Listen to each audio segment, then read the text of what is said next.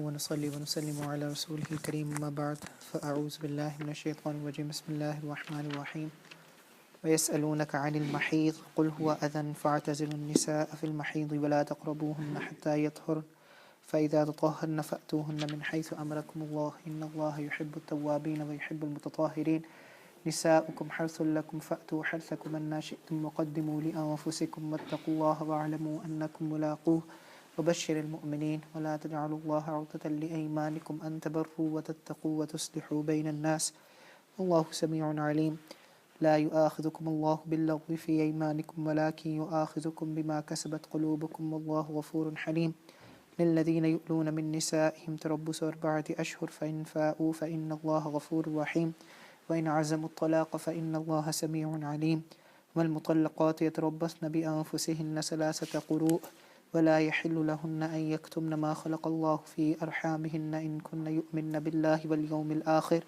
وبعولتهن أحق بردهن في ذلك إن أرادوا إصلاحا ولهن مثل الذي عليهن بالمعروف وللرجال عليهن درجة والله عزيز حكيم بارك الله لي ولكم في القرآن العظيم ونفعني وإياكم بالآيات والذكر الحكيم أستغفر الله لي ولكم ولسائر المؤمنين واستغفروه إنه هو الغفور الرحيم سبحانك لا علم لنا إلا ما علمتنا إنك أنت عليم الحكيم رب اشرح لي صدري ويسر لي أمري واحلل عقدة من لساني يفقه قولي رب يسر ولا تعسر وتمم بالخير وبك نستعين يا فتاح يا فتاح يا فتاح صدق الله العظيم وصدق رسوله النبي الكريم الأمين الحمدللہ اللہ سبحانہ و تعالیٰ کا شکر ہے اللہ نے مجھے اور آپ کو ایک دفعہ پھر سے توفیق نصیب فرمائی ہے یہاں پر اکٹھا ہونے کی منگل کے روز قرآن مجید کا درس سمجھنے کی قرآن مجید کی تفسیر سمجھنے کی اللہ سبحانہ و تعالیٰ سے دعا ہے کہ ہم سب کا یہاں پر جمع ہونا اپنی بارگاہ میں قبول و منظور فرمائے ہم سب کو اس بات کی توفیق نصیب فرمائے کہ ہم اس سلسلے کو تا قیامت جاری رکھ سکیں اور ہمارے لیے یہ سلسلہ جو ہے قرآن مجید کی تفسیر سمجھنے کا اللہ سبحانہ و تعالیٰ اس میں ایسی برکت ڈالے کہ یہ سب ہماری ہدایت کا ذریعہ بن جائے اور پھر یہ سب پوری امت کی ہدایت کا ذریعہ بن جائے۔ آج جن آیات کی میں نے آپ کے سامنے تلاوت کی ہے وہ سورۃ البقرہ کی آیات نمبر 222 سے لے کر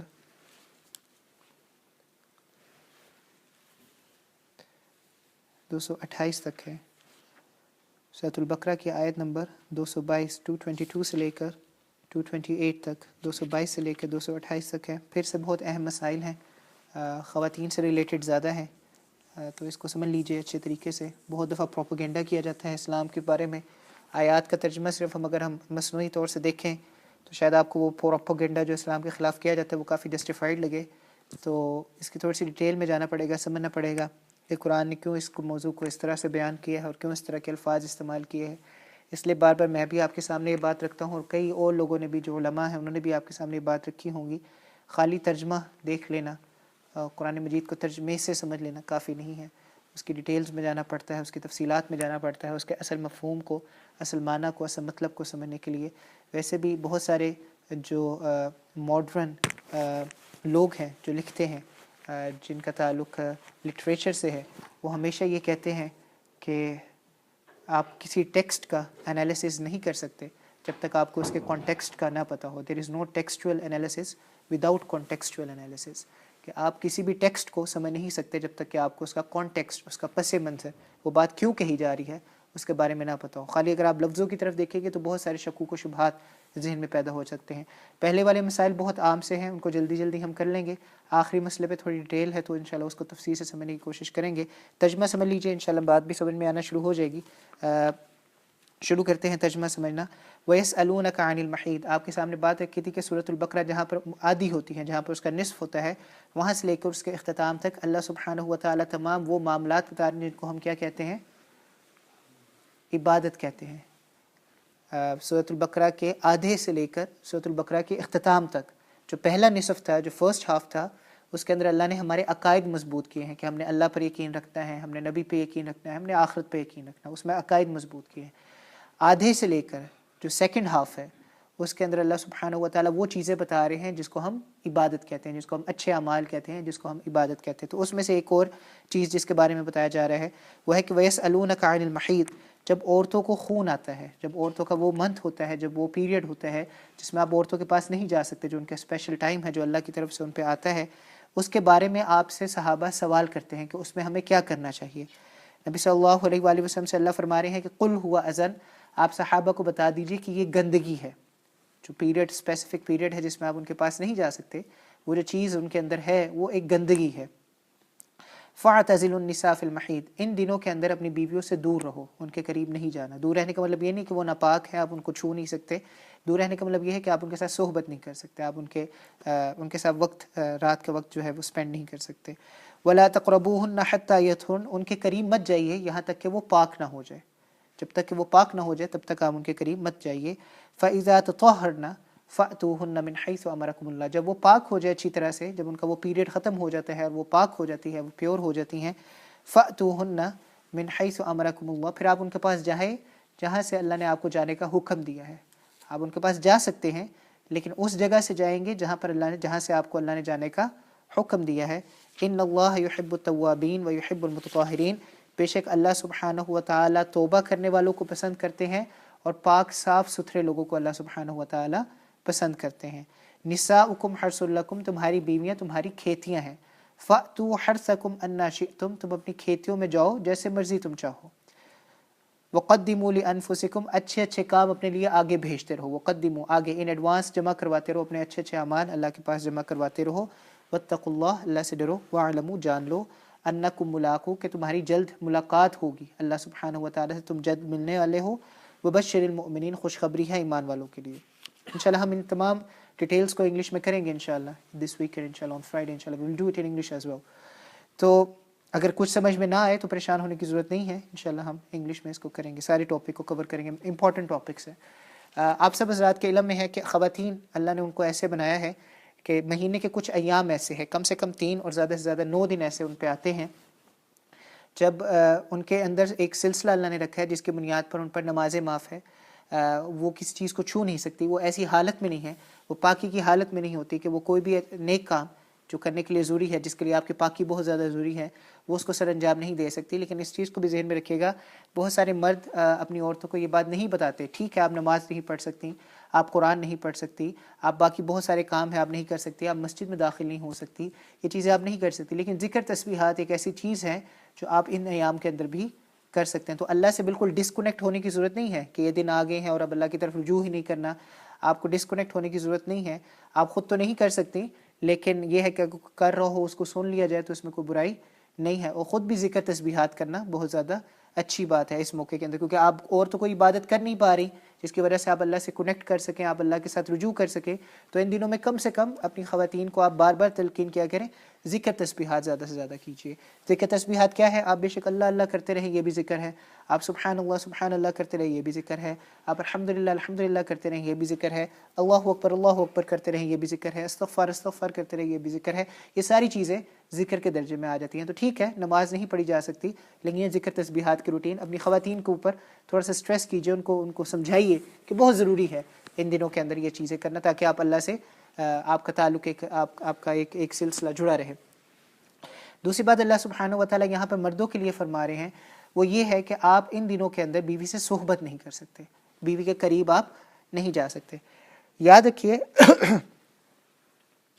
اگر کوئی انسان رات کے وقت میں بیوی کے پاس اس سینس میں جانا چاہ رہا ہے کہ جو اس کا ایک خاص عضو ہے اس سے فائدہ نہیں اٹھاتا، باقی بیوی کے جسم سے فائدہ اٹھاتا ہے یا بیوی کے پاس چلا جاتا ہے، تو اس میں کوئی برائی نہیں ہے یا اس میں کوئی مذائقہ نہیں ہے یا یہ حرام نہیں ہے، یہ ذہن میں رکھیے گا۔ ایک خاص عضو جس سے وہ فائدہ نہیں اٹھا سکتا وہ وہی عضو ہے جسے ہم پرائیویٹ آرگن کہتے ہیں عورت کا، وہاں سے وہ فائدہ حاصل نہیں کر سکتا۔ لیکن اگر مرد ہے اس کی ضرورت ہے اپنی بیوی کے پاس جانا، اور اسے پتہ ہے کہ اگر میں اپنی بیوی کے پاس نہیں جاؤں گا تو میں کوئی حرام کام کر بیٹھوں گا، تو اس کے لیے اپنی بیوی کے پاس جانا جائز ہے، لیکن وہ خاص عضو اس سے فائدہ وہ اٹھا نہیں سکتا ان خاص ایام کے اندر۔ تیسری بات جو بہت اہم بات ہے جو ہم سب کو پتہ ہونی چاہیے خاص طور پہ اس معاشرے کے اندر، وہ یہ ہے کہ عورت کا جو پچھلا راستہ ہے وہاں سے نفع اٹھانا جائز بالکل نہیں ہے، حرام ہے، مکمل طور پر حرام ہے۔ یہاں پر اللہ سبحانہ و تعالیٰ نے جو کھیتی کا ایک مثال دی ہے کہ آپ اپنی کھیتی میں چاہے جیسے چاہے جائیں، اس کے اندر بھی سمجھانے کا مسئلہ یہ ہے کہ جو اب آپ کی کھیتی ہے، اگر آپ فارمر ہیں اور آپ فارم کرتے ہیں، آپ کی فیلڈز ہیں اور اپنی فیلڈز میں جاتے ہیں اور آپ فارمر ہیں اور آپ فارمنگ کرتے ہیں، تو جو فیلڈز میں جانے کا راستہ ہے، جو پراپر راستہ ہے وہ آگے سے ہے۔ ہاں فیلڈز میں آپ ایک دفعہ چلے جاتے ہیں، آپ جب اندر داخل ہو جاتے ہیں پھر آپ چاہے دائیں جائیں چاہے بائیں جائیں چاہے آگے جائیں چاہے پیچھے جائیں، لیکن داخل ہونے کا راستہ اگلا راستہ ہے، پچھلا راستہ داخل ہونے کا راستہ نہیں ہے۔ تو آپ اگلے راستے میں داخل ہو سکتے ہیں، آپ چاہے جس طرح مرضی داخل ہوں، لیکن آپ نے داخل اگلے راستے سے ہونا ہے۔ آپ کروٹ کے بل ہو سکتے ہیں، آپ نیچے ہو سکتے ہیں، آپ اوپر ہو سکتے ہیں، آپ جس مرضی پوزیشن میں ہوں، لیکن داخل آپ نے اگلے راستے میں ہی ہونا ہے، آپ نے پچھلے راستے میں داخل نہیں ہونا۔ یہ حرام ہے۔ بعض علماء اس حد تک چلے گئے کہ اگر آپ آخری راستے میں، کوئی نبی صلی اللہ علیہ وآلہ وسلم نے لعنت بھیجی ہے ایسے شخص پر جو عورت کے پچھلے راستے کی طرف جاتا ہے، اس پر لعنت بھیجی ہے۔ تو بعض علماء نے تو یہ کہا ہے کہ اگر آپ پچھلے راستے کی طرف سے جاتے ہیں تو آپ کا نکاح بھی ٹوٹ جاتا ہے، آپ کا نکاح باقی نہیں رہتا، اور کم سے کم درجہ یہ ہے کہ اس میں کراہت آ جاتی ہے، اس میں ناپسندیدگی آ جاتی ہے، وہ جیسے ایک پیور حالت میں پہلے تھا ویسے نہیں ہے۔ عورت انسان کو اللہ نے اس لیے دی ہے کہ اس کی جو ضروریات ہے، عورت و مرد دونوں یہ آپس میں اپنی ضروریات کو بانٹ سکے، لیکن ایٹ دا سیم ٹائم اللہ سبحانہ و تعالیٰ یہ چاہتے ہیں کہ ان کے ذہنوں میں یہ بات رہے کہ یہ بھی ایک عبادت کا طریقہ بن سکتا ہے اگر اس کو طریقے کے ساتھ کیا جائے، یہ بھی جو چیز ہے۔ اور اس میں نیت کیا ہو، جیسے میں نے آپ کو پہلے بھی آپ کے سامنے یہ بات رکھی تھی کہ گھر میں جب ہم کھڑکی بناتے ہیں تو اگر ہم نیت یہ کر لیں کہ یہاں سے آواز آئے گی اذان کی، ہوا نے تو خود بخود آنا ہے، اگر ہم نیت یہ کر لیں کہ ہم نے کھڑکی اس وجہ سے بنائی ہے تاکہ اس میں سے اذان کی آواز آئے گی، تو وہ کھڑکی بنانے کا بھی ہمیں ثواب ہے۔ اسی طرح سے بیوی کا مرد کے ساتھ جو رشتہ ہے، اس میں جو صحبت ہے، اس میں اپنی ضرورت تو پوری کرنی ہی کرنی ہے، وہ تو ہر حالت میں ہو جانی ہے۔ نیت یہ ہو کہ اللہ اس کے ذریعے سے ہمیں جو آنے والی نسل دے گا یا آنے والی اولاد دے گا، ہم اس کی ایسی تربیت کریں گے کہ وہ اللہ کے اچھے خادم بن سکیں۔ جیسے قرآن مجید کے اندر بھی ذکر آتا ہے کہ مریم علیہ السلام کی والدہ اللہ سے مانگتی تھی کہ یا اللہ مجھے بیٹا دے تاکہ میں اس کو آپ کی خدمت پر لگا سکوں۔ جو مسجد اقصیٰ ہے، جسے ہم فلسطین میں مسجد اقصیٰ جس کا نام ہے بیت المقدس جسے کہتے ہیں، اس کے لیے حضرت مریم کی والدہ اللہ سے دعا مانگتی تھی کہ یا اللہ میں پریگننٹ ہوں اور مجھے ایسی بچہ دے دے، مجھے لڑکا دے دے جس کی میں ایسی تربیت کروں کہ وہ آپ کے گھر کی خدمت کر سکے۔ اللہ نے مریم علیہ السلام دے دی، اور ان کے مقدمے میں اللہ نے سبحانہ و تعالی نے مزید بزرگیاں لکھی ہوئی تھی، لیکن اس طرح کی نیت کرنا اس کی وجہ سے یہ ہے کہ آپ کی ضروریات تو پوری ہو رہی ہیں جو آپ کی ہونی ہے، لیکن آپ کو اس کے ساتھ ساتھ ثواب بھی مل سکتا ہے۔ اس کے ساتھ ساتھ یہ بھی رکھیے گا یاد کہ اللہ نے انسان کو انسان اور جانور کو جانور بنایا ہے، اللہ نے ہر چیز کے اندر رعایات رکھی ہے، اللہ نے ہر چیز کے اندر حکم و پابندیاں لگائی ہیں، اور ہمارے لیے بہت خوش قسمتی کی بات ہے کہ دنیا کی جو بڑی بڑی پرسنالٹیز ہوتی ہیں ان کی پبلک لائف تو سب کے سامنے ہوتی ہے۔ جو بھی دنیا کی بڑی بڑی پرسنالٹیز ہیں ان کی پبلک لائف سب کے سامنے، انہیں پتہ ہوتا ہے کہ وہ یہ کرتے ہیں پبلکلی یہ کرتے ہیں، لیکن ان کی پرائیویٹ لائف کسی کو نہیں پتہ ہوتی کہ وہ پرائیویٹلی کیا کرتے ہیں۔ اللہ نے ہمیں ایسا نبی دیا ہے جس کی پبلک لائف بھی اللہ نے ہمیں سمجھائی ہے اور پرائیویٹ لائف بھی ہمیں سمجھائی ہے۔ نبی صلی اللہ علیہ وآلہ وسلم اپنی بیویوں کے ساتھ مشغول کیسے رہتے تھے، ان کے ساتھ ان کی محبت کرنے کا، صحبت کرنے کا کیا طریقہ تھا، وہ بھی ہمارے پاس موجود ہے، تاکہ ہم لوگوں کے لیے کسی قسم کی کوئی گنجائش نہ رہے کہ کل کو ہم اللہ کو جا کے یہ کہ ہمیں پتہ نہیں تھا کیسے کرنا کیسے نہیں کرنا۔ اس کی باقاعدہ دعائیں ہیں، اس کے کرنے کے طریقہ کار ہے، یہ بھی باقاعدہ ایک عبادت کا درجہ رکھتی ہے بیوی کے پاس جانا اور صحبت کرنا۔ اگر آپ اس کو اللہ سبحانہ و تعالیٰ کے حقوق اور اللہ سبحانہ و تعالیٰ نے جس طرح سے کہا ہے اس طرح سے اگر آپ اس کو کریں اور آپ کی نیت اچھی ہو، تو یہ چیز جو ہے آپ کی ضروریات کا خیال رکھنے کے ساتھ ساتھ ایک مکمل طور پہ عبادت ہے۔ تو اللہ سبحانہ و تعالیٰ وہی یہاں سمجھانے کی کوشش کر رہے ہیں، آپ کی کھیتیاں ہیں، آپ ان کے پاس جیسے چاہے جا سکتے ہیں، لیکن جو ضابطے ہیں، قوانین ہیں، اس کا اگر آپ خیال رکھیں گے تو انشاءاللہ آپ کو نفع بھی ہوگا، فائدہ بھی ہوگا، اور وہ ساتھ ساتھ آپ کو ثواب کا درجے تک بھی لے جائیں گی۔ باقی جو اہم بات ہے وہ یہ ہے کہ پچھلے راستے سے عورت کا فائدہ اٹھانا کسی بھی طرح سے، کسی بھی صورت میں جائز نہیں ہے، قطعی طور پہ جائز نہیں ہے۔ حیض کے دنوں میں اگر انسان کی ضرورت ہے وہ عورت کے پاس جا سکتا ہے، لیکن اس کا جو پرائیویٹ آرگن ہے اس سے فائدہ اٹھانا کسی بھی صورت میں جائز نہیں ہے۔ تو یہ پہلا مسئلہ تھا آج کا حیض سے متعلق۔ اگلا مسئلہ قسم سے متعلق ہے، جو قسم انسان کھاتا ہے اس میں کیا ہے، اس میں جو ڈیٹیل ہے وہ انشاءاللہ 7ویں سپارے میں جا کے آئی۔ یہاں پہ تھوڑی سی بات جو عام طور پر لوگوں میں پائی جاتی ہے اس سے متعلق اللہ سبحانہ و تعالیٰ یہاں پہ بات کر رہے ہیں۔ ترجمہ دیکھ لیجئے پھر تفصیل میں جائیں گے۔ وَلَا تَجْعَلُوا اللَّهَ عُرْضَةً لِأَيْمَانِكُمْ، اللہ کے نام کو نشانہ نہ بناؤ اپنی قسموں کے لیے۔ ان تبروا، کہ میں اللہ کا نام لے کے کہتا ہوں کہ میں کوئی نیکی کا کام نہیں کروں گا۔ وتتقوا، میں اللہ کا نام لے کے کہتا ہوں کہ میں آج کے بعد کوئی تقوی والی بات نہیں کروں گا۔ وتصلحوا بین الناس، اور میں اللہ کا نام لے کے کہتا ہوں کہ میں آج کے بعد لوگوں کے درمیان صلح نہیں کرواؤں گا۔ اللہ کہتا ہے میری قسمیں ایسے کاموں کے لیے مت کھایا کرو، میرا نام ایسے کاموں کے لیے مت لیا کرو کہ میں اللہ کی قسم کھا کے کہتا ہوں آج کے بعد میں کوئی نیک کام نہیں کروں گا، اللہ کی قسم کھا کے کہتا ہوں کہ آج کے بعد میں کوئی تقوی کا کام نہیں کروں گا، اللہ کی قسم کھا کے کہتا ہوں کہ میں آج کے درمیان لوگوں کے درمیان صلح نہیں کرواؤں گا۔ اللہ کہتا ہے میرا نام ان چیزوں کے لیے استعمال نہ کرو۔ واللہ سمیع علیم، اللہ کہتے ہیں کہ میں سب کچھ سننے والا، سب کچھ جاننے والا ہوں۔ لا یؤاخذکم اللہ باللغو فی ایمانکم، اللہ تمہاری ان قسموں کا مؤاخذہ نہیں کرتے، اللہ تمہاری ان قسموں کی اکاؤنٹبلٹی نہیں کرتے جو تم ایویں کھا لیتے ہو، جو ایویں قسمیں کھا لی جاتی ہے اس کی اکاؤنٹبلٹی نہیں ہوتی۔ ولاکن یؤاخذکم بما کسبت قلوبکم، لیکن جان بوجھ کر جو قسم کھاتے ہو اور پھر اس کو بعد میں توڑتے ہو، اس پہ اللہ کہتے ہیں میں تمہارا مؤاخذہ کروں گا، تمہاری اکاؤنٹبلٹی کروں گا۔ واللہ غفور حلیم، اللہ سبحانہ و تعالیٰ بخشنے والے مہربان ہیں، بردبار ہے، سمجھدار ہیں۔ یہاں پر یہ بات یاد رکھیے گا، قسمیں 3 طرح کی ہوتی ہیں۔ ایک قسم ہوتی ہے جس طرح بندے کو عادت پڑ جاتی ہے، اللہ دی قسم میں نہیں کیتا، اللہ دی قسم میں نہیں کیتا، بندے کو ایک عادت پڑ جاتی ہے قسم کھانے کی، بار بار قسم کھانے کی، فضول میں قسمیں کھانے کی۔ اس طرح کی جو عادت ہوتی ہے اس پہ تو نہ اللہ کی طرف سے جو دنیا کے اندر آپ کا کوئی کفارہ نہیں ہے، ہاں آپ کی اس عادت کی وجہ سے اگر آپ کو غلط قسم کی قسمیں کھا رہے ہیں تو آخرت میں جا کر آپ پر اس پہ سزا ہوگی۔ ایک یہ قسم ہے کہ آپ پریزنٹ، جو آپ کا زمانہ حال جسے ہم کہتے ہیں، جو پریزنٹ ٹائم ہے، اس کے اوپر آپ کو قسم کھاتے ہیں جان بوجھ کر، آپ قسم بھی کھا رہے ہیں اور جان بوجھ کر ارادتاً قسم کھا رہے ہیں، یعنی کہ آپ کی عادت ہے قسمیں کھانے کی اس لیے آپ قسم کھا رہے ہیں، ارادتاً آپ قسم کھاتے ہیں لیکن قسم آپ جھوٹی کھاتے ہیں، قسم آپ جھوٹی کھاتے ہیں، لیکن ٹائم کون سا ہے، کس کے مطابق، کس ٹائم کے مطابق، پریزنٹ ٹائم کے مطابق۔ اللہ کی قسم میں نے یہ کیا تھا، یا اللہ کی قسم میں نے یہ کیا ہے، تھا یا ہے۔ اگر اس طرح کی قسم ہے، جھوٹی ہے، اس قسم کی وجہ سے آپ پہ کفارہ کوئی نہیں ہے، آپ کو پینلٹی کوئی پے نہیں کرنی، آخرت میں اللہ آپ کو پکڑیں گے۔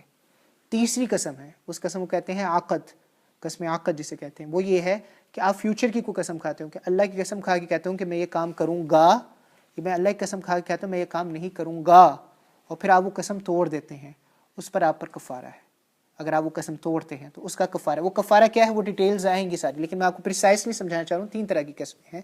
ایک قسم یہ ہے کہ انسان کو عادت پڑی ہوتی ہے کہ اللہ دی قسم میں نہیں کہتا، اللہ دی قسم میں وہ نہیں کہتا، اللہ دی قسم میں وہ آ گیا سی، اللہ دی قسم میں وہ چلا گیا سی۔ اگر اس طرح کی قسم کھانے کی عادت پڑی ہوئی ہے تو اس پہ مؤاخذہ تو نہیں ہے اور اس پہ کفارہ بھی نہیں ہے، لیکن اس طرح کی عادت نہیں ہونی چاہیے۔ دوسری قسم یہ ہے کہ آپ پریزنٹ ٹائم کی کوئی قسم کھاتے ہیں لیکن آپ جھوٹی قسم کھاتے ہیں، اس پر آپ پر کفارہ تو نہیں ہے لیکن اللہ آپ کو پکڑے گا قیامت کے دن جا کے۔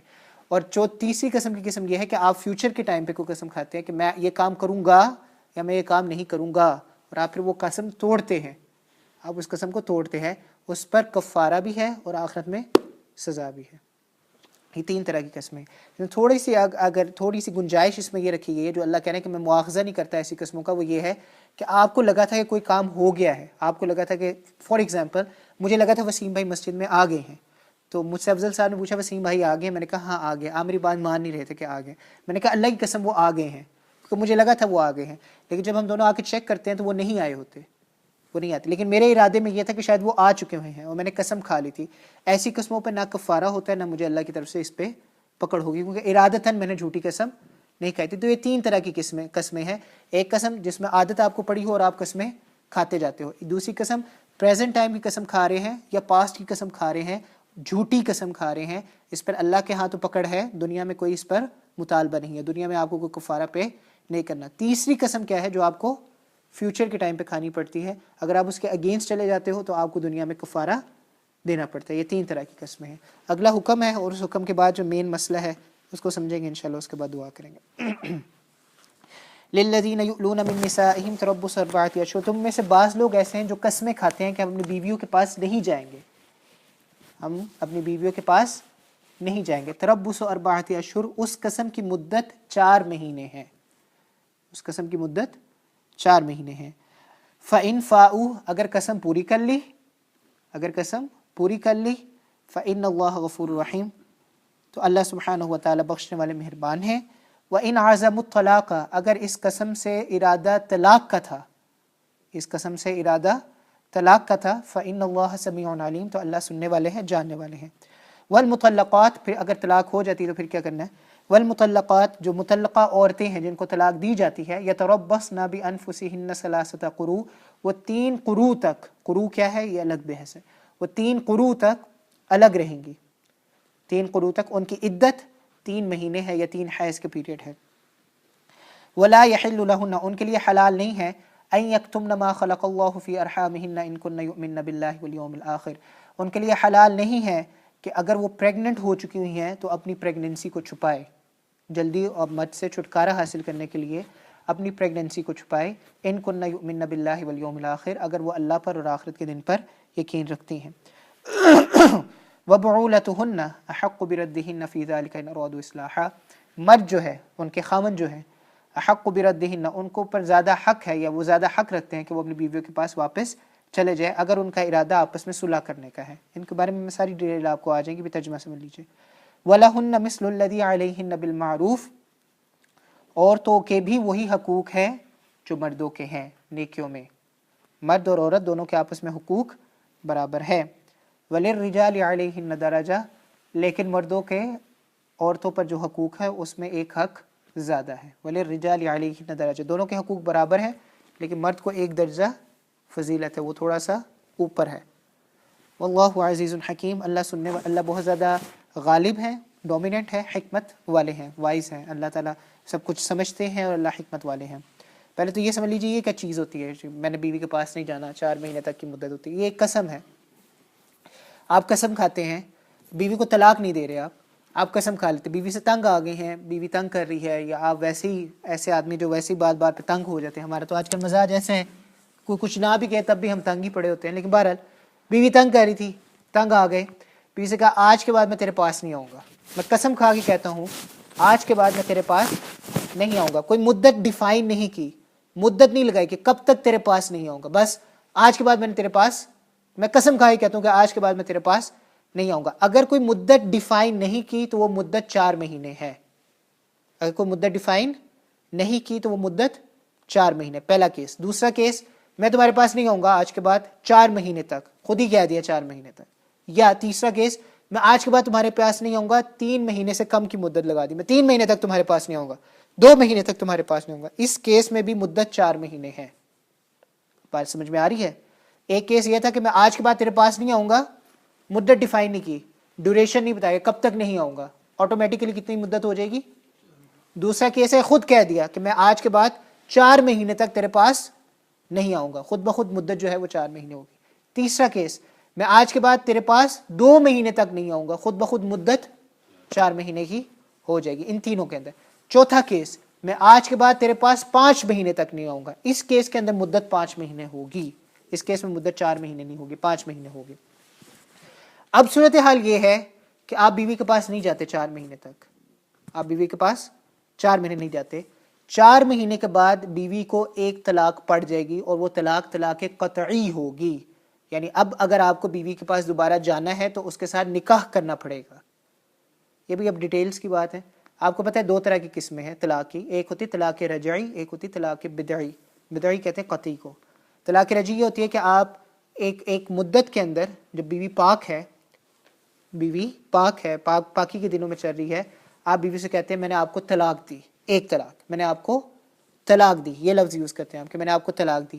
بیوی آپ سے 3 مہینے الگ رہے گی، ان 3 مہینوں میں اگر اللہ آپ کو توفیق دے دیتا ہے، آپ کو لگتا ہے کہ مجھے بیوی کے پاس چلے جانا چاہیے، تو ڈائریکٹ چلے جائے، کوئی نکاح کرنے کی، کچھ بھی کرنے کی ضرورت نہیں ہے، بیوی کے پاس ڈائریکٹ چلے جائے۔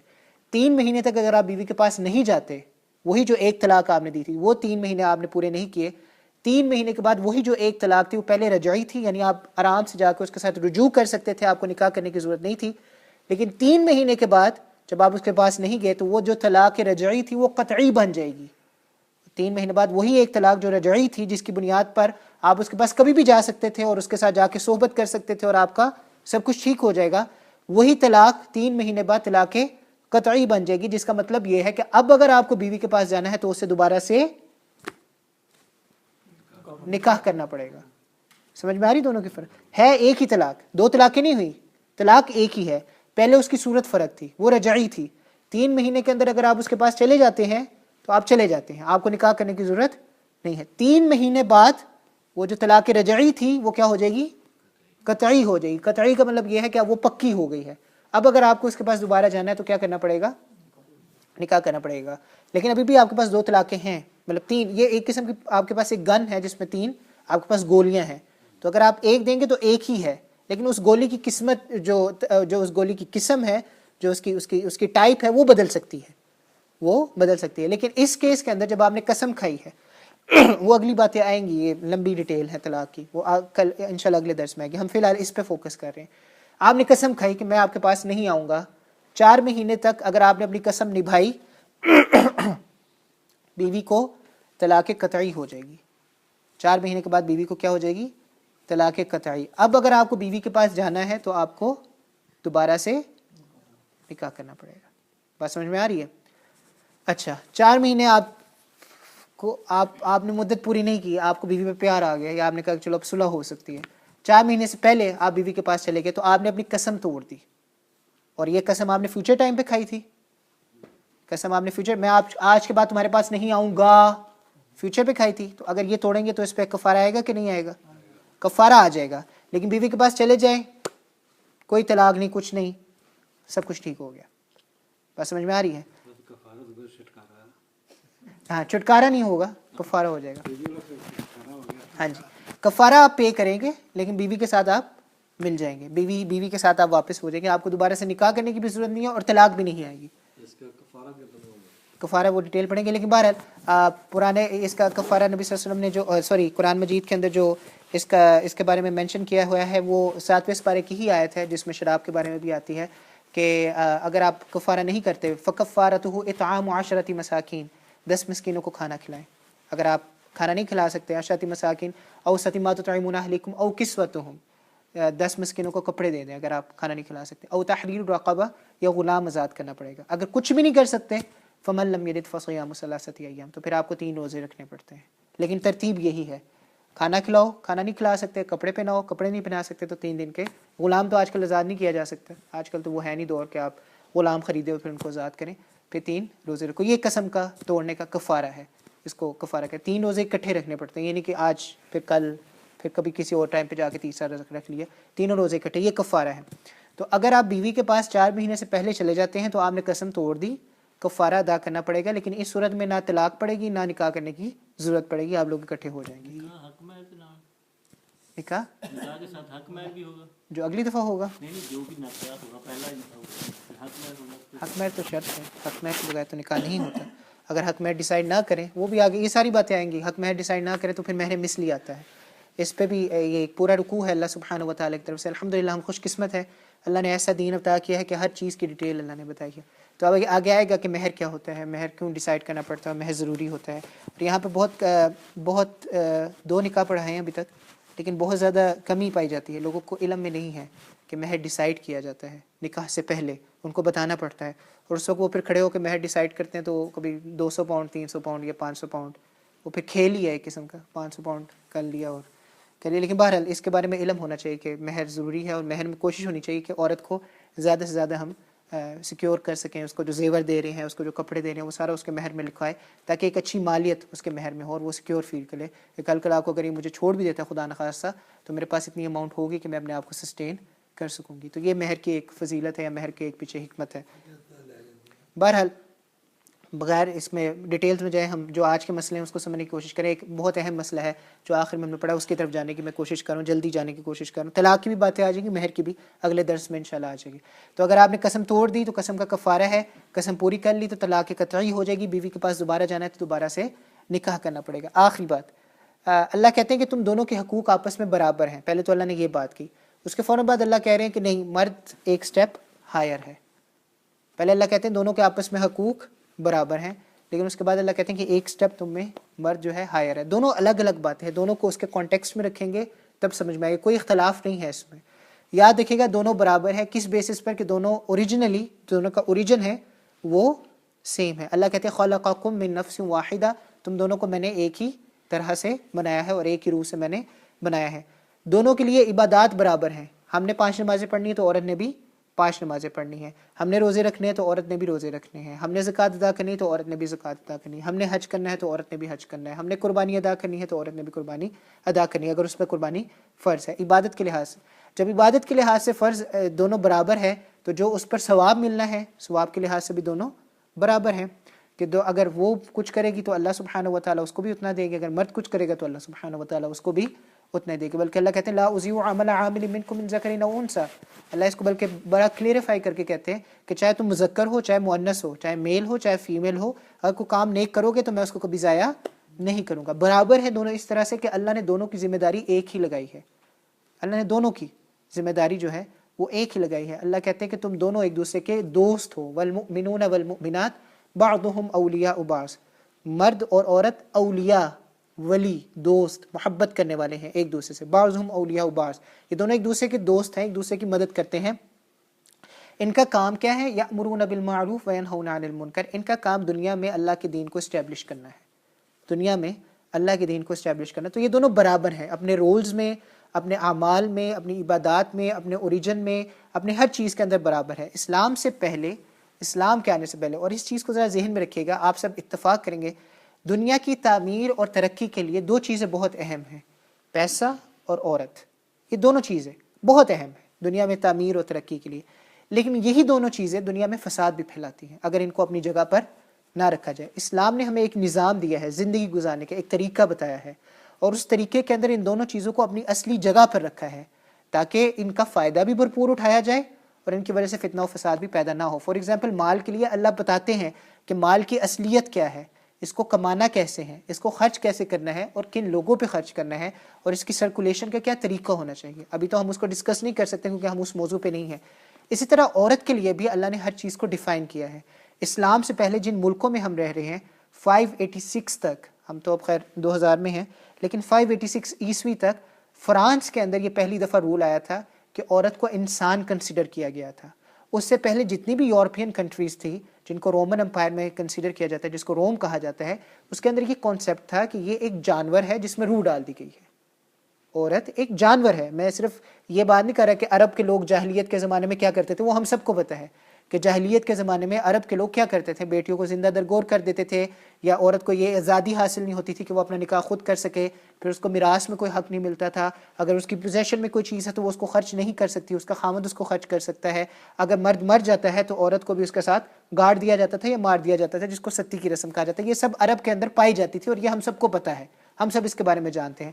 میں آپ کی نشاندہی اس چیز کی طرف دلا رہا ہوں کہ 586 عیسوی کے اندر آپ جا کے اس کو ٹریس کر لیجئے، اس کو ویریفائی کر لیجئے. فرانس کے اندر پہلی دفعہ یہ قانون جو تھا یہ پاس ہوا تھا کہ عورت انسان ہے. اس سے پہلے عورت کو ایک جانور کنسیڈر کیا جاتا تھا جس میں اللہ نے روح ڈال دی ہے. صرف یہ فرق تھا جانور اور عورت کے اندر، باقی عورت کو جانور ہی کنسیڈر کیا جاتا تھا. فرانس کے اس قانون کے مطابق عورت انسان تھی، لیکن عورت کو پیدا کرنے کا مقصد صرف اور صرف انسان کی خدمت کرنا تھا، مرد کی خدمت کرنا تھا. عورت کو پیدا کرنے کا مقصد صرف مرد کی خدمت کرنا تھا. اسلام جب آیا تو اسلام نے ہر طرح سے عورتوں کو برابری کے حقوق دیے. فار ایگزامپل اگر آپ عورت کے بارے میں سوچیں یا اگر آپ جانے کی ڈیٹیل میں کوشش کریں تو عورت کی ملکیت میں اگر کوئی چیز ہے، اس کی پوزیشن میں کوئی چیز ہے، میں اور آپ اسے استعمال نہیں کر سکتے اس کی اجازت کے بغیر. عورت کو وراثت میں حصہ ملنا شروع ہو گیا. عورت کا نکاح اس کی مرضی سے کیا جائے گا. اگر اس کی مرضی سے نکاح نہیں کیا جاتا اور بعد میں وہ جا کے کہتی کہ میں اس نکاح سے راضی نہیں ہوں، تو اس کا نکاح ٹوٹ جائے گا. بچیوں کو زندہ درگور کرنے کے متعلق یہ فیصلہ کیا گیا کہ اگر کوئی شخص ایسی حرکت کرتا ہے تو اس کا قصاص لیا جائے گا، اس کو بھی قتل کیا جائے گا. پرانے زمانے میں یہ بھی کنسیڈر کیا جاتا تھا کہ اگر عورت کو مار دیا جاتا ہے تو اس میں کوئی بڑی بات نہیں ہے. لیکن اسلام میں یہ ہوا کہ جب قصاص کا حکم آیا تو اللہ نے بڑی خوبصورتی سے اور بڑے واضح انداز میں کہا کہ الحر بالحر والعبد بالعبد والانثى بالانثى. آزاد کو آزاد کے بدلے قتل کیا جائے گا، غلام کو غلام کے بدلے قتل کیا جائے گا، عورت کو عورت کے بدلے قتل کیا جائے گا. یعنی ہر چیز کو اسلام نے ڈیفائن کر دیا.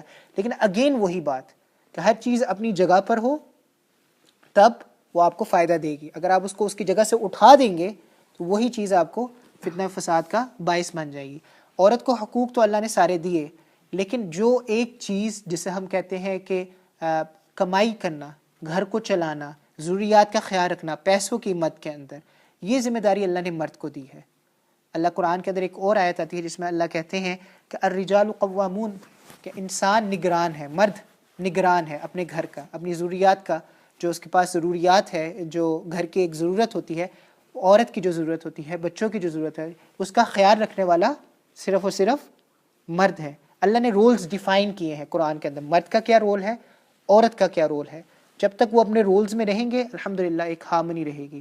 جب وہ اپنے رول سے ایکسیڈ کریں گے یا ایگزیجریٹ کریں گے اور باہر نکلنے کی کوشش کریں گے، تناؤ جو ہے وہ پیدا ہونا شروع ہو جائے گا. مرد جو ہے اللہ نے اس کو بریڈ ونر جسے آپ کہتے ہیں انگلش کے اندر، کہ اللہ نے اس کی ذمہ داری لگائی ہے کمائی کرنا، روزی کمانا، اور اس کے ساتھ ساتھ گھر کی ضروریات کا خیال رکھنا. اللہ نے عورت کے ذمہ یہ چیز نہیں لگائی. اللہ نے عورت کے ذمہ جو چیز لگائی ہے وہ ہے آنے والی نسل کی پرورش کرنا اور تربیت کرنا. اور یہ ایک ایسی فل ٹائم جاب ہے پرورش اور تربیت کرنے کی کہ اگر انسان اس میں کہیں اور مشغول ہو جائے تو پھر بھرپور طریقے سے اس کو ٹائم نہیں دے پاتا. آپ سب حضرات کے سامنے ہے میرا بریڈ فورڈ جانے کا اتفاق ہوا ہے کل.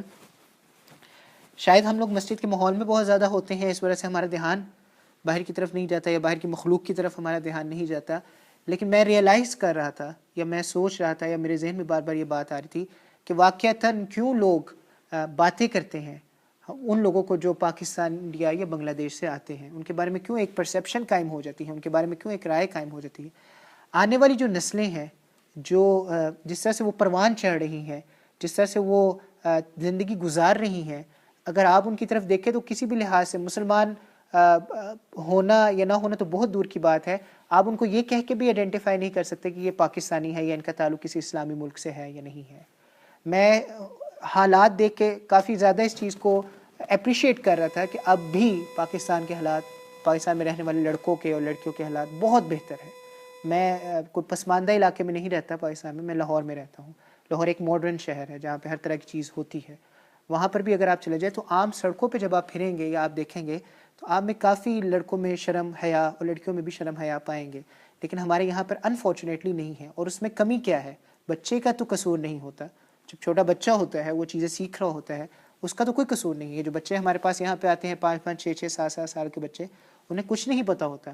قصور والدین کا ہوتا ہے کہ انہوں نے چونکہ پوری توجہ اس کی تربیت پہ نہیں لگائی، چونکہ پورا دھیان ان کی تربیت پہ نہیں لگا، اس وجہ سے عورت جو اپنا رول پلے نہیں کر پائی، تو اس وجہ سے پھر جو معاشرہ ہے، جو ہماری ایک توازن ہونا چاہیے، ایک بیلنس ہونا چاہیے، وہ متاثر ہونا شروع ہو جاتا ہے. اللہ نے صرف یہ نہیں کہا کہ عورت کے لیے باہر نکلنا کمائی کی غرض سے، اس کے لیے باہر نکلنا یا اس طرح کی فکریں کرنا اس کے لیے مناسب نہیں ہے. اس کے ساتھ ساتھ اللہ نے یہ بھی اس حکم کے اندر یہ بھی بات ہمیں سمجھ میں آ رہی ہے کہ عورت کے لیے یہ بھی مناسب نہیں ہے کہ وہ رہتی تو گھر میں ہے، باہر نکل کے جاب تو نہیں کرتی، لیکن اگر وہ سارا دن اپنا ٹی وی پہ گزاری ہے یا انڈین ڈراموں پہ گزاری ہے یا انڈین فلمز پہ گزاری ہے یا اپنے گھر فون کر رہی ہے اور سارا دن اس کی بات اپنے گھر والوں سے ہو رہی ہے اور ادھر کی بات ادھر اور ادھر کی بات ادھر ہو رہی ہے، اس صورت میں بھی بچوں کی تربیت پہ ٹائم نہیں صرف ہوتا.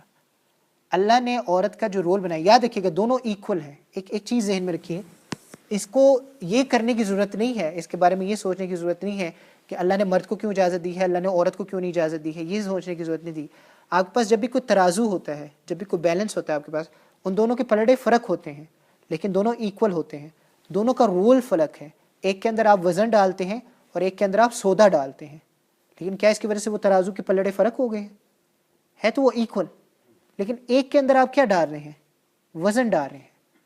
1 کلو 2 کلو جو وزن ہے آپ نے ایک کے اندر ڈالنا، اور دوسرے ترازو کے پلڑے کے اندر آپ نے سامان اور سودا صرف ڈالنا. دونوں کے رولز فرق ہیں لیکن دونوں کی جو ایکویلٹی ہے اس میں کوئی فرق نہیں ہے، دونوں ایکول ہے آپس میں. اس لیے اللہ یہاں پر یہ کہہ رہے ہیں وَلِلرِّجَالِ عَلَيْهِنَّ دَرَجَةٌ، مرد کا ایک سٹیپ بلند ہے. کیوں؟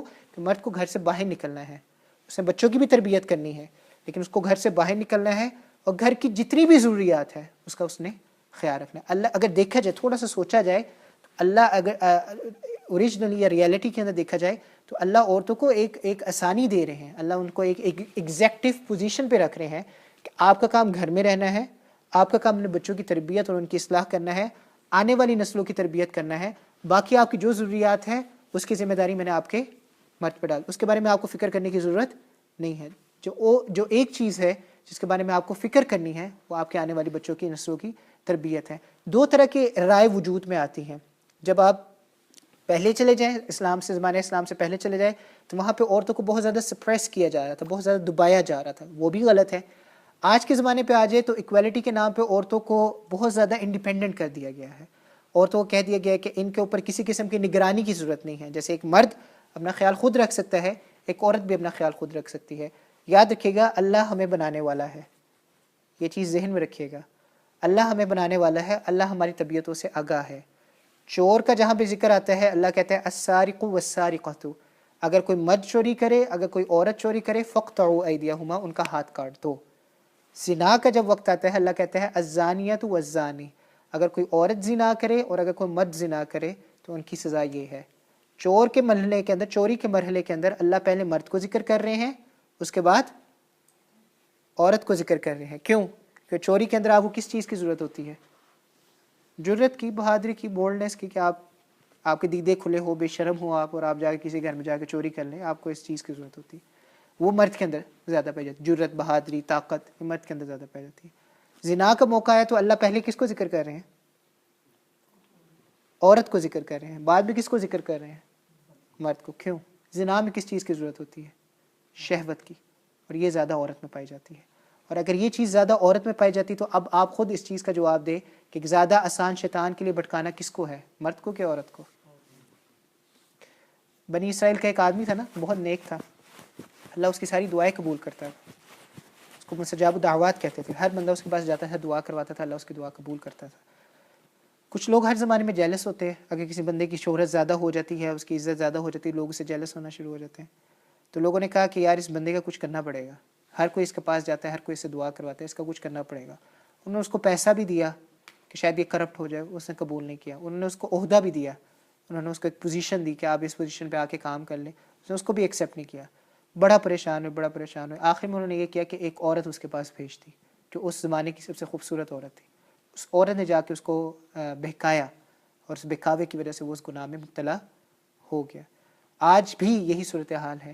اگر آپ دنیا میں جا کے فساد وغیرہ کو دیکھ لیں، جتنی جنگیں ہو جاتی ہے یا جتنی چیزیں ہو جاتی ہیں، اس میں پولیٹیکل افیئرس تو اپنی جگہ پہ ہیں جو ہے، لیکن 50% سے زیادہ معاملات ایسے ہوتے ہیں جس میں فتنہ و فساد کا جو ذریعہ ہے اور جو جڑ ہے وہ عورت بنتی ہے. اور اس کی وجہ یہ ہے کہ وہ اپنے رول کو پلے نہیں کر پا رہی ہوتی، ہم اس کو زیادہ ہی آزادی دے دیتے ہیں. یہ دونوں طرح کی جہالت ہے. ایک جہالت یہ کہ آپ عورت کو بہت زیادہ سپریس کر دیں، ایک جہالت یہ کہ آپ عورت کو بہت زیادہ انڈیپینڈنٹ کر دیں. مرد نگران ہے، مرد کی نگرانی میں عورت رہنی چاہیے. اس کا یہ مطلب نہیں ہے کہ مرد اس پہ ظلم کرے، لیکن اس کے نگرانی میں عورت رہنے کا مطلب یہ ہے کہ اس کے بعد چیک اینڈ بیلنس ہو. عورت کو آپ انڈیپینڈنٹ نہیں چھوڑ سکتے. آپ اس کے بارے میں یہ نہیں کہہ سکتے کہ وہ اپنا خیال خود رکھ سکتی ہے. وہ اپنا خیال خود رکھ سکتی ہے ان ٹرمز آف کہ اپنی نیسیسٹیز کو شاید پورا کر سکتی ہو. کیریکٹر وائز اسے پیچھے کوئی نہ کوئی چاہیے ہوتا ہے جو اس کو ریمائنڈ کرواتا رہے کہ تم نے اس لائن پہ چلنا ہے، اس لائن پہ تم نے کام کرنا ہے. میں ذاتی مشاہدے کی بنیاد پہ تو کچھ نہیں کہہ سکتا. آپ لوگوں نے میرے سے زیادہ دنیا دیکھی ہیں. ذاتی مشاہدے کی بنیاد پر اگر آپ کو بات کرے تو جو لڑائیاں جھگڑے ہوتے ہیں اس کی بنیاد کیا ہے؟ خواتین ہی ہیں. اگر آپ فیملیز میں نہیں جانا چاہتے، آپ باہر کی دنیا میں چلے جائیں، جہاں پر بھی لڑکے لڑکیاں اکٹھے ہوتے ہیں، کوئی ایسا ایونٹ ہے جہاں پہ لڑکے لڑکیاں اکٹھے ہو گئے، میں صرف ایک جگہ کی بات نہیں کرنا چاہ رہا، کوئی بھی پارٹیز ہیں یا کچھ بھی ہے، وہاں پہ بھی جو جھگڑا ہوتا ہے وہ کن بنیاد پہ ہوتا ہے؟ خواتین کی ہی بنیاد پہ، لڑکیوں کی ہی بنیاد پہ ہوتا ہے. تو ذہن میں رکھیے مرد اور عورت کے حقوق برابر ہیں، لیکن دونوں کے اپنے اپنے رول ہیں. اللہ نے ان رولز کو ڈیفائن کیا ہے. جب تک وہ اپنے اپنے رولز میں رہتے ہیں ایک ہارمنی ہے. اب وہ اپنے رول سے باہر نکل جائیں گے، جیسے پیسہ فساد کا ذریعہ بنتا ہے ویسے عورت بھی فساد کا ذریعہ بن جائے گی. پریشانی کی بات نہیں ہے. اگر آپ اسلام کا موقف کسی کے سامنے رکھ دیتے ہیں تو اس میں کوئی پریشانی کی بات نہیں ہے. مثالیں موجود ہیں، مشاہدات موجود ہیں. اسلام نے یہ سارے حقوق عورتوں کے دیے ہیں اس زمانے میں جب اس چیز کو کنسیڈر بھی نہیں کیا جاتا تھا، اور یہ حقوق آج بھی عورت کے پاس ہیں. اور کہیں پر یہ بات نہیں کی گئی کہ عورت کو دبا کے رکھنا ہے یا عورت کو پکڑ کے رکھنا ہے یا کچھ بھی. حجت الوداع کے موقع پہ نبی صلی اللہ علیہ وآلہ وسلم نے کلیئرلی ڈیفائن کیا ہے کہ عورت کا مرد کا عورت پر حق صرف ایک ہے. مرد کا عورت پر حق یہ نہیں ہے کہ وہ اس کے لیے کھانے پکائے یا اس کے لیے اس کی ماں کی خدمتیں کریں یا اس کی کچھ بھی خدمتیں. یہ عورت کا حق نہیں ہے، مرد کا حق نہیں ہے عورت پر. مرد کا حق عورت پہ صرف یہ ہے کہ وہ اس کی عزت کی حفاظت کرے، وہ اس کے بستر میں کسی اور کو نہ گھسنے دے، اس کی عزت کی حفاظت. یہ مرد کا عورت پہ حق ہے. اگر عورت اس حق کو ادا کرنے میں ناکام ہو رہی ہے تو مرد کی ذمہ داری ہے کہ وہ اپنا حق اس سے وصول کرے. مرد کی ذمہ داری ہے کہ وہ اپنا حق اس سے وصول کرے.